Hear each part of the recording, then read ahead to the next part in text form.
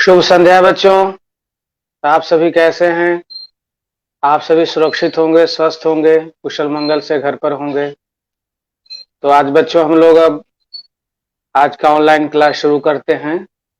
मैं चंद्रशेखर प्रसाद साहू, प्रधानाध्यापक, कन्या मध्य विद्यालय कुटुंबा औरंगाबाद, आप सभी का स्वागत करता हूं। बच्चों आज हम लोग 7वीं कक्षा के हिंदी पाठ्य पुस्तक की एक बहुत ही शौर्य की कहानी पढ़ेंगे, बहादुरी की कहानी पढ़ेंगे। बच्चों यह ऐसी कहानी है जो मातृभूमि की रक्षा से जुड़ी हुई है और ऐसा एक वीर था, ऐसा एक बलिदानी साहसी युवक था, सैनिक था, जो अपनी मातृभूमि की रक्षा के लिए हंसते हंसते प्राणों की बलि चढ़ा दी, प्राणों की आहुति चढ़ा दी। तो बच्चों यह जो कहानी है, यह कहानी देश प्रेम की सीख देने वाली है, वीरता, शौर्य और बहादुरी की प्रेरणा देने वाली है। यह कहानी बच्चों हमें प्रेरणा देती है कि मातृभूमि की रक्षा के लिए यदि आवश्यकता पड़े तो हमें अपने प्राणों की बाल आहुति भी देने से संकोच नहीं करना चाहिए। बच्चों यह कहानी राजस्थान की पृष्ठभूमि से है।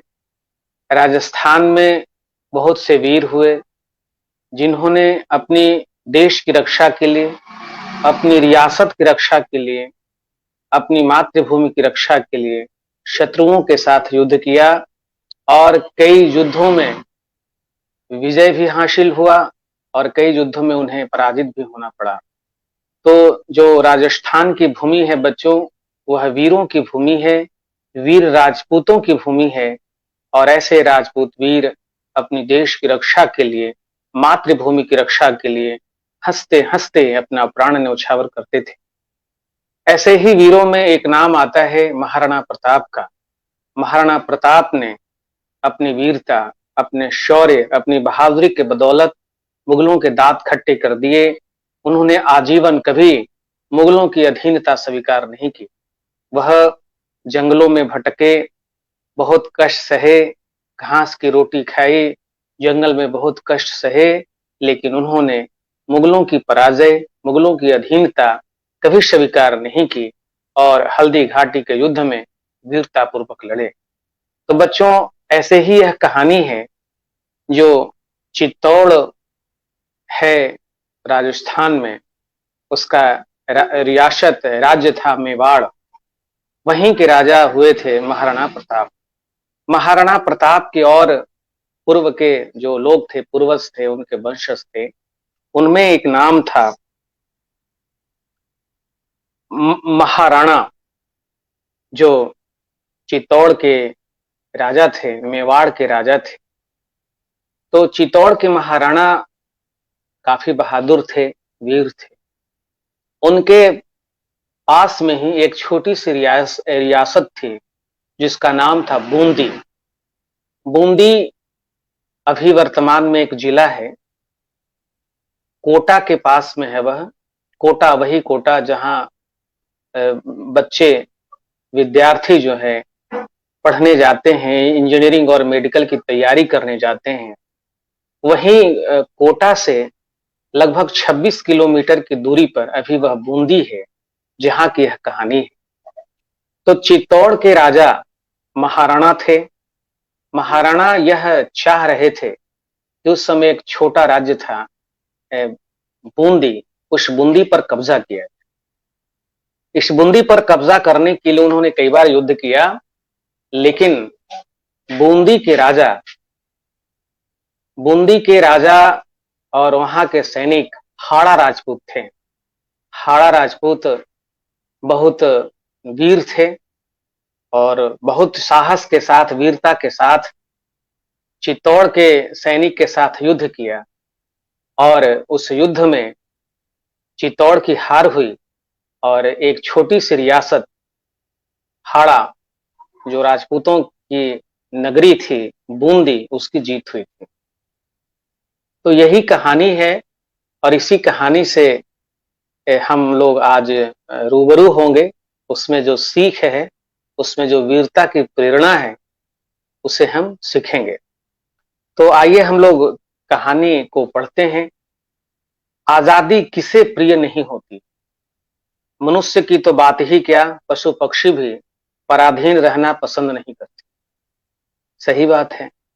चाहे पशु हो पक्षी हो, सब लोग आजाद स्वतंत्र रहना चाहते हैं। कोई भी पराधीन रहना नहीं चाहता है। स्वतंत्र रहना जीव जंतुओं का, प्राणियों का स्वभाव है, मनुष्यों का स्वभाव है। तो भला इस आजादी के लिए, स्वतंत्रता के लिए कभी कभी प्राण भी न्यौछावर करने पड़ते हैं। ऐसे ही कहानी है। राजपूतों की छोटी सी रियासत थी बूंदी। वहां के वासी थे आजादी के परवाने, हाड़ा जाति के राजपूत। बूंदी में जो राजपूत थे वो वंश के थे, और उस हाड़ा वंश से यह राजपूत जाति के लोग बहुत वीर थे, और जो नितांत स्वाभिमानी थे, परम वीर थे। अपनी मातृभूमि की आन बान के लिए हरदम मिटने के लिए तैयार रहते थे बूंदी के हाड़ा जाति के राजपूत।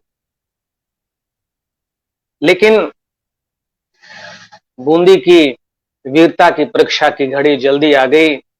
चित्तौड़ के महाराणा ने बूंदी को अपनी प्रचंड सैन्य शक्ति के बल पर अधीन करना चाहा।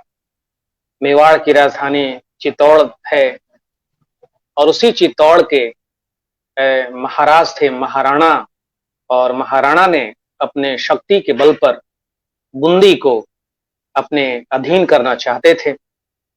लेकिन बूंदी के हाड़ा राजपूत भी अपनी मातृभूमि पर मर मिटने वाले थे। जब चित्तौड़ के महाराणा ने अपने सैनिकों के साथ बूंदी पर चढ़ाई किया, बूंदी पर हमला किया, आक्रमण किया, तो बूंदी राज्य के हाड़ा राजपूत डट कर युद्ध किया, और इससे यह हुआ कि राणा को युद्ध में मुंह की खानी पड़ी, यानी कि चित्तौड़ की हार हो गई, महाराणा हार गई, महाराणा की सेना हार गई। बूंदी की छोटी सी रियासत में के उन जाबाज सपूतों ने चित्तौड़ के शक्तिशाली राणा को धूल चटा दी। इस अपमानजनक पराजय से राणा तिलमिला उठे, क्योंकि उस समय मेवाड़ शक्तिशाली राज्य था, और एक शक्तिशाली राज्य को एक छोटी सी रियासत के सैनिक हरा दें, यह हार चित्तौड़ के महाराणा के लिए नागवार गुजरी, और वो तिलमिला उठे। वे क्रोध से आग बबूला होकर प्रतिज्ञा कर ली कि जब तक बूंदी पर अपना झंडा नहीं फहरा दूंगा, तब तक एक बूंद पानी भी नहीं पीऊंगा। अब चित्तौड़ के महाराणा प्रतिज्ञा कर लिए कि बूंदी को यह औकात, ये छोटी सी रियासत, और वह हमें हरा दिया। अब हमारी सैन्य शक्ति का कमाल देखिए। जब तक मैं बूंदी को हरा नहीं लूंगा, बूंदी के राज पर चित्तौड़ का ध्वजा नहीं फहरा लूंगा, पताका नहीं फहरा लूंगा, तब तक मुंह में एक बूंद पानी नहीं डालूंगा। महाराणा ने अपने अभिमान में आकर यह प्रतिज्ञा कर डाली। फिर क्या था, महाराणा की सेना बूंदी पर फिर से आक्रमण की। लेकिन बूंदी तो छोटा सा राज्य था, लेकिन उस पर जीत जाना कोई चुटकी बजाते हुए काम तो नहीं था। जल्दबाजी में बिना तैयारी के युद्ध करने के लिए चित्तौड़ के राजा पहुंचे, लेकिन फिर उन्हें पराजय का मुंह देखना पड़ा, फिर उनकी हार हो गई। अब महाराणा को ऐसी आशा नहीं थी कि पुनः बूंदी से हमें पराजय का मुंह देखना पड़ेगा। अब वह प्रतिज्ञा भी कर चुके थे कि बिना बूंदी को पराजित किए एक बूंद मुंह में पानी नहीं डालूंगा। अब उनकी प्रतिज्ञा क्या क्या हो, राणा अपनी प्रतिज्ञा से तिल भर भी डिगने को तैयार नहीं थे। अब प्रतिज्ञा झूठी करने के लिए वो तैयार नहीं थे। अब हो कि अब चित्तौड़ का राजा महाराणा प्रतिज्ञा कर लिया, और बूंदी को हराना कोई आसान काम तो था नहीं। बूंदी को हराने के लिए और भी समय की जरूरत थी, तैयारी की जरूरत थी। और महाराणा प्रतिज्ञा कर लिए कि हम बिना हराए हुए एक बूंद पानी नहीं मुंह में डालेंगे। अब क्या हो, अब आसान नहीं था बूंदी को हराना, तैयारी की जरूरत थी, तैयारी में समय लगता और इतने समय तक प्यासे भूखे कैसे रहते महाराणा। अब क्या हो, तो एक मंत्री ने उपाय सुझाया कि क्यों नहीं एक नकली किला बूंदी का तैयार किया जाए और उसे जीतकर राणा जो अपनी प्रतिज्ञा पूरी कर लें और फिर अन्न जल ग्रहण कर लें, बाद में फिर भली भांति तैयारी करके बूंदी का असली किला जीता जाए। मंत्री एक उपाय बताया महाराणा को कि ऐसा करिए कि एक बूंदी का नकली किला तैयार करवाइए और उस पर महाराणा की विजय हो, उस नकली किला को जीत लें और अन्न जल ग्रहण कर लें और बाद में फिर तैयारी करके समय का इंतजार करें, तैयारी करें और फिर बाद में बूंदी की असली किला को जीता जाए। तब तक ये अन्न जल ग्रहण कर लें, स्वस्थ हो जाएं महाराज। यह उपाय सबको पसंद आ गया। तुरंत मैदान में बूंदी का एक नकली किला तैयार किया गया। लेकिन उसी समय चित्तौड़ की सेना में एक सैनिक था जो हाड़ा राजपूत था, जो बूंदी का रहने वाला था, लेकिन वह चित्तौड़ के सेना में काम करता था। वह आया, देखा कि मैदान में नकली बूंदी का किला तैयार किया जा रहा है, तो देखा तो ठिठक गया और ध्यान से देखकर बोला कि अरे बड़ा ये सुंदर कारीगरी है, ठीक वैसा ही द्वार, वैसा ही परकोटा, वैसा ही बुर्ज बूंदी के किले का हूबहू नकल की गई है। मेरी मातृभूमि बूंदी तुझे प्रणाम है। चूंकि वो बूंदी का निवासी था, हाड़ा राजपूत था, लेकिन वह युद्ध सैनिक था महाराणा का, चित्तौड़ का, लेकिन बूंदी को अपना मातृभूमि मानता था, चूंकि वहीं का वो था। तो जब बूंदी का किला देखा, नकली किला, तो उसे कहा कि यह तो मेरी मातृभूमि है, मैं इसको प्रणाम करता हूँ। उसने किले के नकली किला के सामने अत्यंत श्रद्धा से, सम्मान के साथ सिर झुकाकर बूंदी के नकली किले को प्रणाम किया। लेकिन सैनिकों को कौतूहल शांत नहीं हुआ। उसके मन में एक प्रश्न घूमता रहा कि आखिर बूंदी का यह नकली किला क्यों बनाया जा रहा है। तो जब अपने कौतूहल मिटाने के लिए नकली किला जो तैयार कर रहे थे कारीगर उसके पास पहुंचा, तब वहां जो कारीगर थे वो सारी बात कह सुनाए कि महाराणा का ये जो प्रण है कि बूंदी को जीतने का, और बूंदी को जीतना आसान नहीं था, इसलिए उसकी नकली किला बनवाया जा रहा है, उस पर महाराणा अपनी जीत हासिल करेंगे और अन्न जल ग्रहण करेंगे। जब यह बात वह हाड़ा राजपूत सुना तो उसके पेशानी पर बल पड़ गए। वह विद्युत गति से वहां से निकल आया। वह दृढ़ निश्चय से उसकी मुट्ठियां कस गईं, आंखें लाल हो गईं, बाहें फड़कने लगीं। उसका जो ओजस्वी स्वर फूट पड़ा, कहा कि यह नहीं हो सकता मेरी प्यारी मातृभूमि बूंदी, जब तक तेरा यह बेटा जीवित है तब तक तेरा यह अपमान कदापि नहीं हो सकता। मैं रक्त की आखिरी बूंद शेष रहने तक अपनी मातृभूमि की रक्षा करूंगा। वह जो वीर था, जानते हो कौन था? वो वीर था राजपूत कुंभा, हाड़ा राजपूत कुंभा। कहा कि नहीं, नकली ही सही, लेकिन यह तो मेरी मातृभूमि की ही नकली किला है। यह मैं अपनी मातृभूमि का अपमान बर्दाश्त नहीं करूंगा। जब तक मेरे शरीर में एक बूंद भी रक्त शेष है तब तक इस मातृभूमि की रक्षा करूंगा।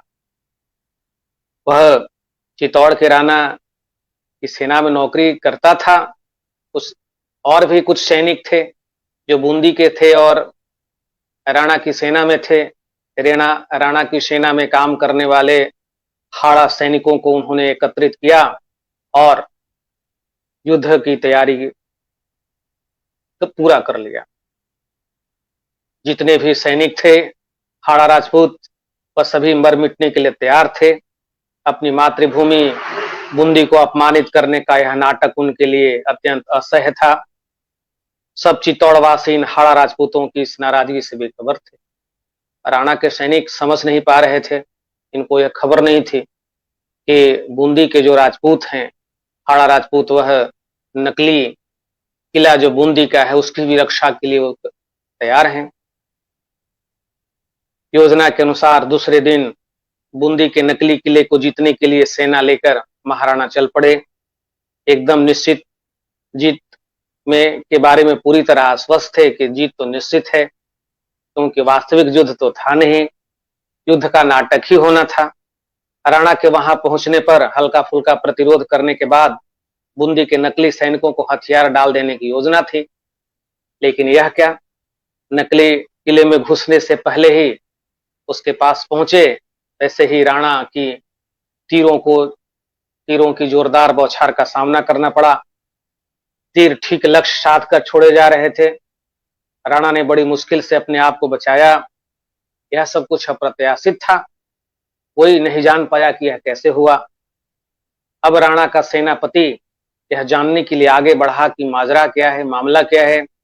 तभी अंदर से हाड़ा राजपूत वीर कुंभा का सिंह गर्जन सुनाई पड़ा और कहा कि सेनापति जी, खबरदार, पीछे हटिए, हमारे जीते जी आप बूंदी के किले में पैर नहीं रख पाएंगे। अंदर आने के लिए आपको बूंदी के वीरों की लाशों पर से गुजरना होगा। कहा कि सेनापति जी, आप इस बूंदी के नकली किलों को हराना चाहते हैं, लेकिन नकली किला ही सही, लेकिन है तो बूंदी का किला, और हम बूंदी के हाड़ा राजपूत हैं। हम इसकी रक्षा के लिए आपके साथ युद्ध करेंगे। जब तक हाड़ा राजपूत एक भी जिंदा है, तब तक आप इस नकली किले के अंदर पैर नहीं रख सकते। सब कुछ अप्रत्याशित था।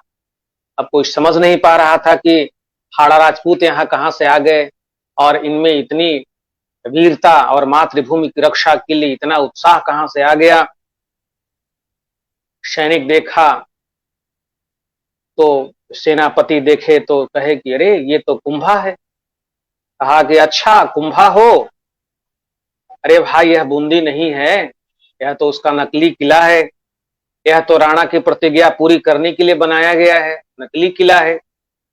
बात समझो, एक तरफ पीछे हट जाओ, महाराणा की जो प्रतिज्ञा है उसको पूरा करने दो। लेकिन हाड़ा राजपूत कुंभा नहीं पीछे हटा। कहा कि सेनापति जी, मातृभूमि तो मातृभूमि होती है, चाहे वो नकली हो चाहे असली। वीर अपने प्राण देकर भी उसकी रक्षा करते हैं। यह मैं आप ही से सुन रहा हूं। हमने राणा का नमक खाया है, हम उनके सेवक हैं, उनके लिए प्राण दे सकते हैं, पर किसी के भी हाथों इस तरह अपनी मातृभूमि बूंदी का अपमान कदापि सहन नहीं करेंगे।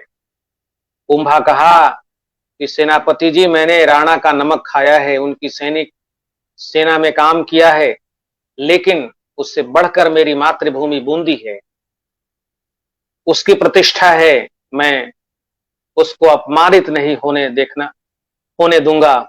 जब तक मेरे शरीर में प्राण है, मैं बूंदी असली हो या नकली, वो मेरी मातृभूमि है, मैं उसकी रक्षा करूं। सभी लोगों ने लाख समझाया, लेकिन बूंदी के नकली किले में मोर्चाबंदी करके डटे हुए और मुट्ठी भर हाड़ा राजपूतों में से कोई तिल भर भी डिगने को तैयार नहीं था। वो युद्ध के लिए तैयार थे और अंत में युद्ध हुआ। एक बेमेल मुकाबला था। कहां महाराणा के हजारों सैनिक और कहां 10-20 की संख्या में मुट्ठी भर हाड़ा राजपूत नकली किला को रक्षा के लिए तैयार थे। लेकिन युद्ध हुआ मातृभूमि की रक्षा के लिए। हाड़ा राजपूतों ने राणा के हजारों सैनिकों के साथ युद्ध किया। एक भी जब तक हाड़ा राजपूत जिंदा रहा, तब तक चित्तौड़ का एक भी सिपाही उस बूंदी के नकली किले में प्रवेश नहीं कर सका। कहानी का अंत हुआ। कुंभा और उसके साथी मारे गए।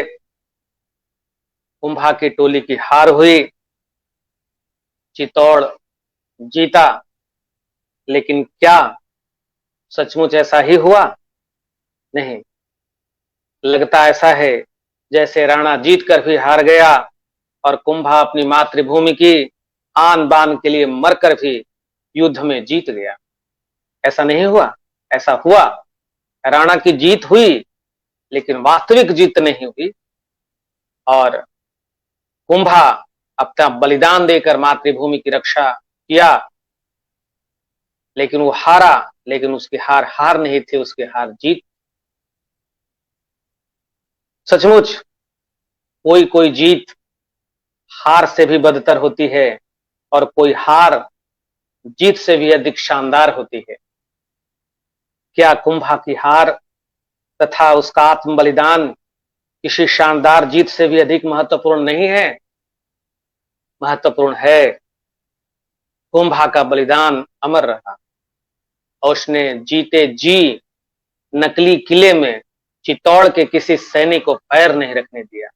यह उसकी वीरता, यह उसकी शौर्य, उसकी बहादुरी का नमूना है। तो बच्चों, यह कहानी जो है, यह दिखाता है कि मातृभूमि तो मातृभूमि होती है, चाहे वो असली हो, चाहे उसका नमूना हो। उसकी रक्षा के लिए कई ऐसे वीर होते हैं जो अपने प्राणों की आहुति दे देते हैं। ऐसे ही वीर था हाड़ा राजपूत कुंभा। तो कुंभा का जो आत्म बलिदान है, वह देश प्रेम के लिए है, मातृभूमि की रक्षा के लिए। तो बच्चों, यह जो कहानी है, वह वीरता, देश प्रेम, मातृभूमि की रक्षा के लिए सर्वस्व न्यौछावर करने की सीख देने वाली। यह कहानी आपको बहुत अच्छी लगी होगी, क्योंकि यह कहानी वीरता की है, वीर रस की है। मातृभूमि की रक्षा के लिए हाड़ा राजपूत कुंभा अपना बलिदान दे देता है। तो यह बलिदान उसका जीत से भी ऊपर है।